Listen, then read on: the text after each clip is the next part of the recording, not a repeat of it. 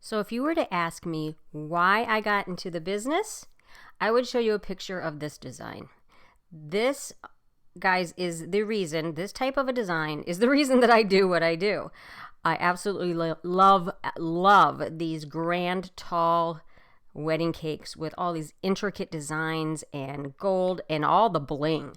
So I'm going to show you how I made this cake. I didn't design it, I just executed it. First thing I need to do is make the brooch that's on the pleated tier, the second to the bottom tier.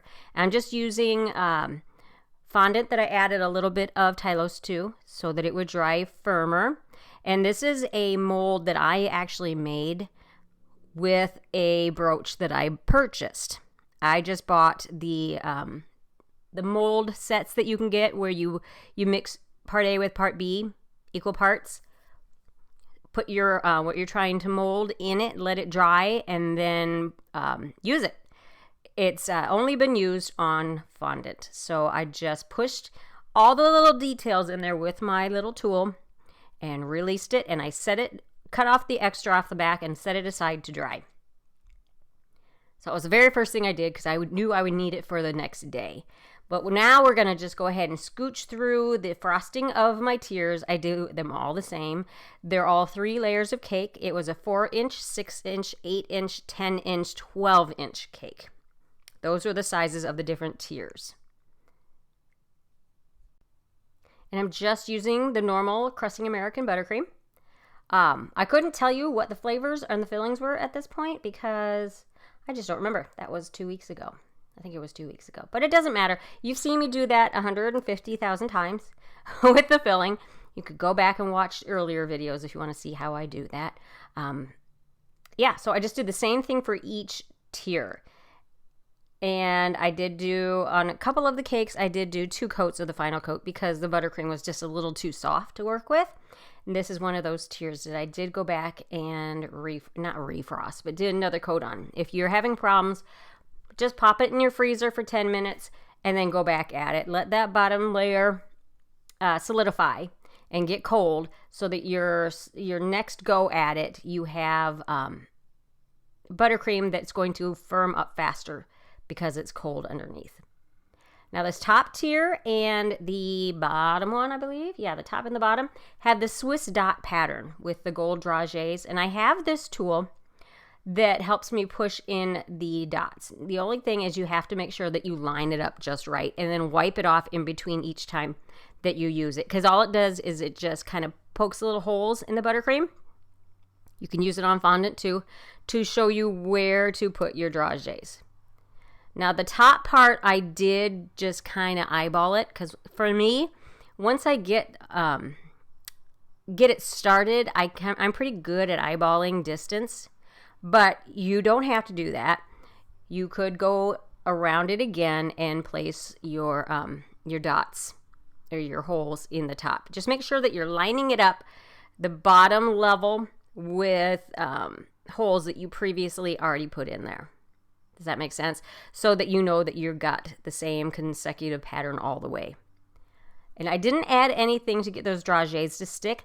Since the tiers had been chilled, there's a little condensation, and I find that that's just enough so that they stick to the buttercream without adding anything. But you could add some piping gel if you want to, or a little water if your cake is completely dry. And then that band is not edible, but that's okay. We just talk to the customers and tell them to remove it.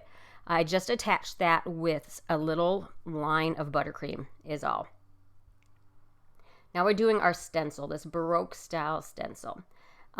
These stencils come with holes already in the sides where you can put your needles to hold it in place. I don't always do that. I wanted to show you how I do that, and then I will show you how I do it without. Just do a thin layer of buttercream. Make sure your buttercream's about a peanut butter consistency.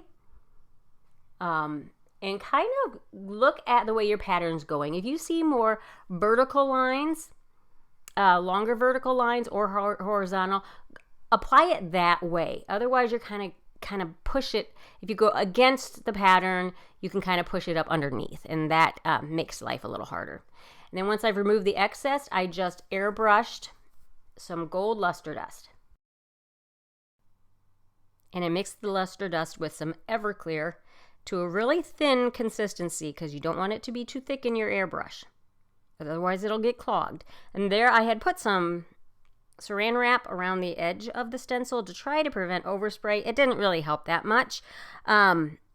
So I would suggest just make sure that you're angling your airbrush kind of towards the middle of the stencil instead of off to the side. And if you do get some overspray, just let it dry and then dip a Q-tip in some Everclear and you can remove it. And I did do that continuously through around each of those 2 tiers. Once the first section has dried, you go back and you line it up and do your second and just kind of continuously do that. And since I had 2 tiers with that on there, I just kind of alternate them. And when I have worked on one and I need it to dry, I just pop it in the freezer. And now I am adding fondant to the tier that's going to have that brooch and the pleated fondant, because heavy fondant, like the pleated section, if it or swag, whatever you want to call it, if it's wrapped around the middle, gravity is definitely not going to let that stay on buttercream. That would be fighting an issue I do not want to fight. So I just went ahead and did fondant on that tier. And normally I'm pretty good at applying my fondant wrap, but you know, just to show you that I'm human, for sure, this time it didn't work as good as normal. So I had some extra to cut off. I don't think I let it set after it had been rolled out and cut down. I don't think it had been left to sit at room temperature long enough. It kind of stretched and pulled and didn't really work so well. But that's okay. It happens to all of us. You just make sure that you push the extra, you know, get it smoothed on your cake, and any extra that ends up coming off the bottom or the top, that you trim that down. And then I'm just making sure I have a sharp corner there. And I forgot that I did leave this footage in here to show you how I line up the pattern for another section of the stenciling. These stencils, look for stencils that have a continuous pattern, meaning that when you line it up again, your second one, that it continues on and it looks like it doesn't end. Like it's just a continuous pattern. Now I put that back in the fridge and waited until I was ready for it. And now I'm making that pleated swag, whatever you want to call that. I really am not sure. So the way I like to do the pleats is to use skewers, or in this case, long dowels, because it has a long distance to travel. And I use those in my fingers to push the fondant down. That automatically gives you the pleated sections. Kind of push it together once you remove those carefully. Cut off your extra and just use your fingers to play with it and get it where you want it. I would leave this fondant a little on the thicker side just to make sure that you, when you're applying it onto the cake, that it's not stretching and just tearing. And I used a little bit of shortening there to get it initially on there, but I knew I wanted it and lift it very carefully. I would let that sit for about 15 minutes before you do this. But I did go back and added some water. Right there, I'm adding some water to make sure that it sticks. Because the shortening, over time, fondant will stick to fondant with shortening. But this is heavier, so I wanted to make sure it had a little bit of a backup of the water. And then I just attached the brooch. I put a little toothpick in the back of it and attached that with some buttercream. You could just use water also. But since it's heavier and it's getting some distance away from the cake because you got the layers of decorations there, I wanted to add a little bit of the buttercream just to make sure. Now I'm doweling these as I usually do with my 5-point star, marking the 5 points. And your bigger tiers on the bottom, you can add another row outside of that 5-point star in between the points because, you know, wait. On that bottom one, I did 2 rows of the harder plastic dowels and then an inner row of just the bubble tea straw.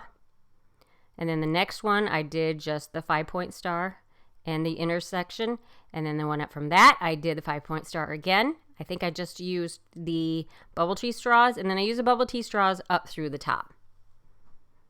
I'm attaching all of these with buttercream.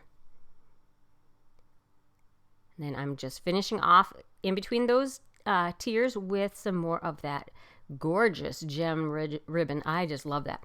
When we got that in, I said, oh my God, that is beautiful.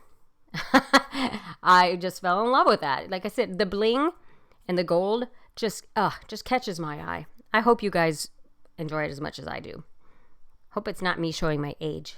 I hope these are coming back. Because for a long time now, we have gotten to just like the horizontal buttercream or the plain tiers with some fresh flowers, which there's nothing wrong with that. That's great. They're beautiful. But I personally just prefer making this style of a cake better. Maybe I just like to really challenge myself. So there it is at the venue. The flowers were applied there. I didn't have them at the bakery, and they wanted them to be nice and fresh and applied the day of. So I hope you liked it, guys. I hope you enjoyed it. I hope you got something. I wish I could give you more details. I wish I had more time. I could go on and on about this type of a design. So anyway, I hope you liked it, and we'll catch you on the next one. Bye, guys.